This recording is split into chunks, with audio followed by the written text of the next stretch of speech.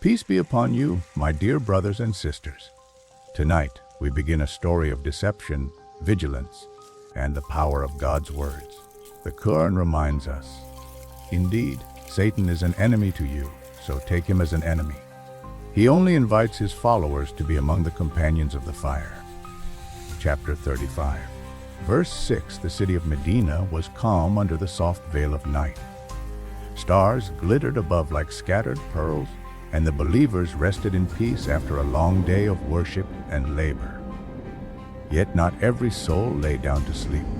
Among them was one of the beloved companions of the Prophet Muhammad, Abu Hurairah.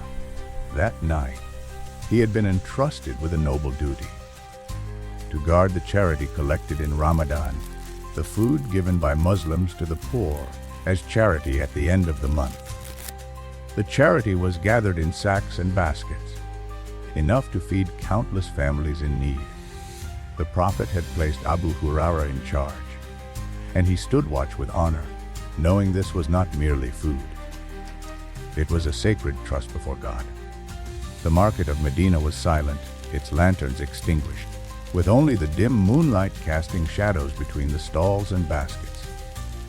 Abu Hurairah sat alert, his ears sharp to every creak of wood and shuffle of sand. At first, all was still. Then, a faint rustle. He turned swiftly. A shadow moved among the sacks of grain. The air seemed to chill. Abu Hurairah rose and advanced, his heart steady with the remembrance of God. And there, bent over the charity, hands clutching dates, was a strange figure. "Stop!" Abu Hurairah's voice rang firm. "By God, you will not take from the wealth of the poor." The figure froze, then trembled. In the dim light, Abu Hurairah could see it was no ordinary thief. Its shape was twisted, its eyes flickered strangely, and its voice cracked when it spoke. "Please let me go. I am poor, I have children, and I am in great need. Do not expose me." "O companion of Muhammad," Abu Hurairah gripped him firmly. "No, you are stealing from the poor. I will take you to the messenger of God so he may judge." The figure pleaded, what looked like tears spilling down its face. "Please, I promise never again. Spare me this time and God will reward you." Abu Hurairah hesitated. He was merciful by nature, soft of heart, yet bound by duty. At last, moved by the plea, he released him. "Go, but do not return." The figure vanished into the night, melting into shadow as if it had never been there. Abu Hurairah resumed his guard, yet unease lingered in his chest. Morning came. When Abu Hurairah met the Prophet Muhammad, he related what had happened. The Prophet looked at him and said gently, "He lied to you, and he will return." The words sent a shiver down Abu Hurairah's spine. The Prophet had spoken with certainty. If he said the thief would return, then return he would. That night, Abu Hurairah was even more alert. The sacks of charity seemed heavier with trust, the shadows deeper with suspicion. Hours passed, and then once again, the same rustling. The same shadow bent over the goods. Abu Hurairah lunged and caught him. This time he was firm, gripping tightly. "You again. Did I not warn you? Did you not promise?" "This time I will not release you. I will drag you before the messenger of God." The figure struggled, then whimpered, "Please, let me go. I am desperate. I have family to feed. Release me, and I swear never to return." But Abu Hurairah remembered the Prophet's words. He lied to you, and he will return. The thought echoed in his mind still. His heart wrestled between sternness and pity. Once again, against his better judgment, Abu Hurairah released him. "This is the last time," he warned. "If you return, there will be no mercy." The figure slunk away into the night, and once again morning came. Abu Hurairah stood before the Prophet Muhammad, recounting the event.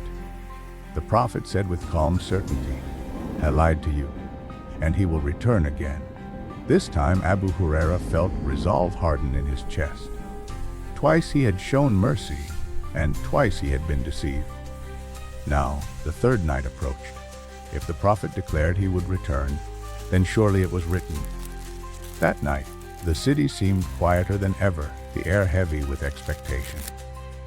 Abu Hurairah waited, determined not to falter again. He recited the throne verse to strengthen his heart, calling upon God's words of protection. Then it came the sound of stealthy feet, the hands sliding into sacks. Abu Hurairah pounced, seizing the figure with an unbreakable grip. No, thief! You will not escape. I will drag you to the messenger of God, and he shall judge between us. The figure thrashed in panic, its voice rising high. No, no! Release. And I will teach you something that will benefit you. Something greater than anything you could imagine. Abu Hurairah narrowed his eyes. What knowledge can a thief bring me? The figure gasped, trembling. If you go to your bed at night and recite the throne verse, God, there is no deity except him, the ever-living, the sustainer of existence. His throne extends over the heavens and the earth, and their preservation does not tire him. He is the Most High, the Most Great. Then God will appoint a guardian over you, and no devil will come near you until the morning. The words rang with truth, for Abu Hurairah knew the greatness of this verse. Yet why would a thief of the night reveal it now? Holding him firm, Abu Hurairah said, You are desperate, and perhaps you speak the truth, but you are still mine to bring before the messenger of God. The figure's eyes glowed strangely, and it whispered, Will you not let me go now, O companion of Muhammad? The night hung heavy. Abu Hurairah's duty pressed upon him, his heart torn between suspicion and curiosity. And so the third encounter ended. But what the prophet would reveal the next morning would shake him to his core. The dawn prayer had just concluded. The soft light of Fatir spread across Medina, painting the streets gold as believers returned from the mosque of the Prophet Muhammad. The fragrance of fresh morning air carried both serenity and anticipation. Among the worshippers stood Abu Hurairah, his heart restless from the events of the night. He had caught the thief for the third time. Yet this time, instead of pleading hunger or weakness, the strange figure had whispered a secret. A protection so profound it struck awe in his chest. The throne verse, the greatest verse in the Qur'an, where God describes his majesty, his throne, his knowledge, his eternal life. Abu Hurairah knew its virtue. But why would a deceiver speak it? Why would one who steals from charity admit a truth so powerful? When the Prophet Muhammad finished leading the prayer, Abu Hurairah approached. His voice carried weight, his eyes urgency. O messenger of God, last night he came again. I seized him, and he pleaded.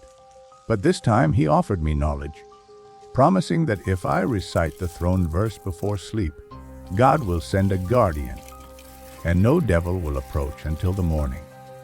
The messenger of God listened, his noble face calm, his eyes reflecting divine wisdom. Then he said words that shook Abu Hurairah to his core. He told you the truth, though he is a liar. Do you know who has been visiting you these nights, O Abu Hurairah? That was Satan. The words struck like thunder. Satan, the cursed enemy of mankind, the one who vowed before God to mislead the children of Adam. For 3 nights he had prowled the charity, disguised, deceitful, whispering lies mingled with truths. The prophet continued, his voice steady with authority. Indeed, he is a liar, but he has spoken the truth to you this time.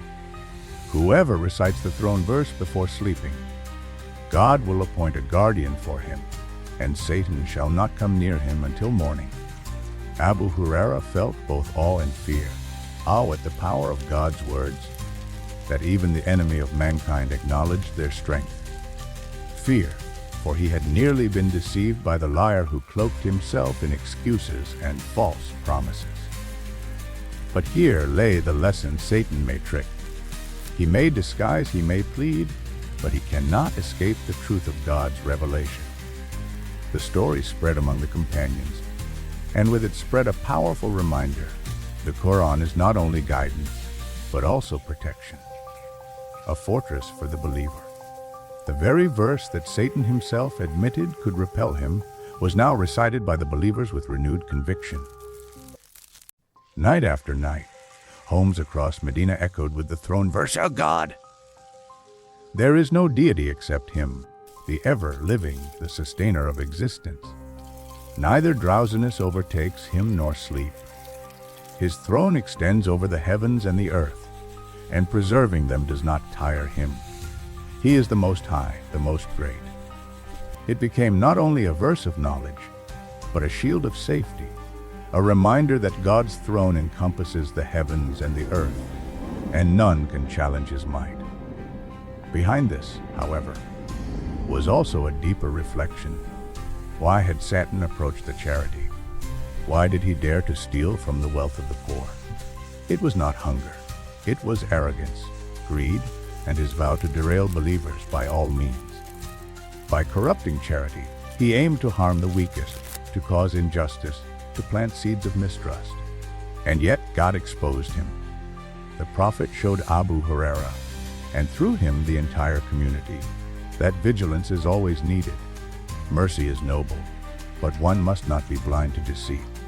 Satan may come in the guise of weakness, but his true intent is always corruption.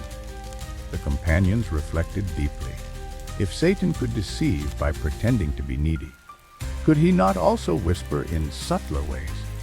Could he not come during prayer, in trade, in family disputes, in the silence of the heart?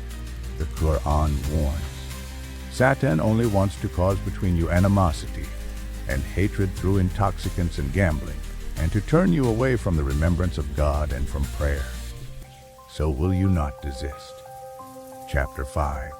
Verse 91, Abu Hurairah carried this lesson for life. Each night before resting, he recited the throne verse, knowing God's promise of protection. And he narrated the story so that future generations would know the tactics of the deceiver and the shield God gave them in His book. This incident was more than a tale of one thief. It was a window into the unseen struggle, the eternal enmity between mankind and Satan, a battle not fought with swords, but with vigilance, remembrance, and the Qur'an. That day in Medina, believers walked with renewed hearts. They realized Satan's tricks are many, but his power is weak when faced with God's words. Charity must be protected, for it is a sacred trust. And above all, the Qur'an is not just for recitation. It is armor for the soul. The sun rose higher, casting light on the prophet's mosque. Children played in the alleys. Merchants opened their stalls. And Abu Hurairah looked upon the people of Medina with a newfound clarity. He had faced Satan and heard his lies. He had nearly been deceived. But God, through His messenger, had unveiled the truth. And now, the believers carried a weapon that no jinn, no Satan, no enemy could withstand: the eternal words of God, recited upon their lips, carved into their hearts. As night fell again over Medina, a hush descended. Abu Hurairah lay upon his bed, his lips moving softly with the throne verse. Outside, unseen forces stirred, but none could enter, none could harm, for God had placed His protection, and His promise is always true. The Qur'an declares, and those who disbelieve, their allies are false gods and devils. They take them out of the light into darkness. Those are the companions of the fire, they will remain in it forever. Chapter 2, verse 257. And so, the believer who guards the words of God is never alone in the night. Even if Satan prowls, the angels stand guard by the command of the Most High. The desert nights of Medina were vast and silent, with stars shimmering above like endless lanterns. For Abu Hurairah, every glance at the heavens reminded him of the verse. Indeed, in the creation of the heavens and the earth and the alternation of night and day are signs for those of understanding. Chapter 3, verse 190. But in his heart still echoed the voice of the Prophet Muhammad. He told you the truth, though he is a liar. That was Satan. The words carried layers of wisdom. Satan had confessed something real, the virtue of the throne verse, but wrapped it in deceit. It was a chilling reminder that truth in the mouth of a liar is always dangerous. Satan's scheme was simple yet profound. By pretending to be weak, needy, and truthful, he sought to weaken the believer's guard. Abu Hurairah had shown mercy twice, letting him go. Mercy is noble, but misplaced mercy can open doors to corruption. The companions reflected. If Satan could trick Abu Hurairah in such a visible way, how many times does he trick hearts in unseen ways? In prayer, with whispers of distraction. In trade, with temptations of dishonesty. In family, with sparks of anger. In solitude, with seeds of doubt. The prophet had already warned. Satan runs in the veins of the son of Adam like the flow of blood. His whispers are subtle, yet relentless. Sometimes he comes as an enemy, other times as a false friend. The revelation that the throne verse protects through the night struck the believers deeply. They recited it with conviction, teaching their children, reminding their families. The verse itself was like a fortress. His throne extends over the heavens and the earth, and preserving them does not tire him. He is the Most High, the Most Great. Chapter 2, verse 255. No power of jinn or man could oppose the Lord whose throne encompasses all. Even Satan, the deceiver, bowed to its truth. It was as if God had exposed the greatest weapon against the unseen enemy, delivered through the mouth of the enemy himself, leaving no excuse for heedlessness. Yet the story was also about charity. Why did Satan target the storehouse of charity? Because charity is the lifeline of the weak, the poor, the orphan, and the widow. To disrupt it is to strike at the heart of the community. The Qur'an commands, "Take from their wealth a charity by which you purify them and cause them increase, and invoke blessings upon them. Indeed, your invocations are reassurance for them, and God is hearing and knowing." Chapter 9, verse 103. Every grain stolen was a betrayal against the weakest. By stealing from charity, Satan revealed his true intent, not just to steal food, but to steal hope from those most in need. Abu Hurairah, by standing guard, was not just protecting wealth. He was protecting the dignity of the poor, the trust of the community, the sacred command of God. What terrified many was the realization Satan does not only whisper unseen. He can take form, interact, and even lie to believers directly. Yet his power is limited, his lies exposed, his schemes broken by the Qur'an. The prophet said, "Indeed, Satan may come to one of you and say, 'Who created this? Who created that?' Until he says, 'Who created your Lord?' If he reaches that stage, let him seek refuge in God and stop." This is Satan's ultimate tactic, planting doubt, pretending to guide, but always leading astray. For Abu Hurairah, the encounter was not shame but a lesson. He realized that mercy must be balanced with firmness, that vigilance is as vital as kindness. That night, as he recited the throne verse before sleep, his heart was calmer than ever. He felt the presence of angels around him, guardians by God's command. Every believer who heard the story now had the same chance to make their homes fortresses, their nights secure, their hearts vigilant. Satan is persistent. He returned 3 nights, each time with a new excuse. A believer must never lower their guard. Truth mixed with lies is still dangerous. Even when Satan spoke the truth about the throne verse, it was only by God's will that this knowledge was preserved for the community. The Qur'an is protection. No fortress is stronger than God's words. Charity is sacred. Protecting it is protecting the weakest in society. Mercy requires wisdom. Forgiveness should never open doors for corruption. The prophet was not merely teaching Abu Hurairah. He was teaching the world. Every believer holds a trust, their faith, their family, their wealth. Just as Abu Hurairah guarded the charity, every Muslim must guard their heart against the thief of faith. God warns, "Indeed, Satan is an enemy to you, so take him as an enemy." Chapter 35, verse 6. This was not a suggestion. It was a command. Generations later, Muslims would read this narration and see their own struggles reflected. Every temptation, every whisper, every moment of weakness was another visit from Satan. And the cure was the same: remembrance, Qur'an, and steadfastness. The believer must not fear Satan, but neither should he underestimate him.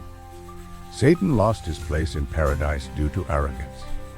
His only goal now is to drag mankind into his despair.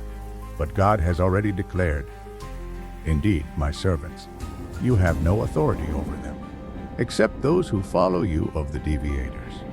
Chapter 15, verse 42. That night in Medina was not just about Abu Hurairah. It was about the entire community. God exposed the tactics of the enemy, showed the power of his words, and reminded believers that vigilance is the path to safety.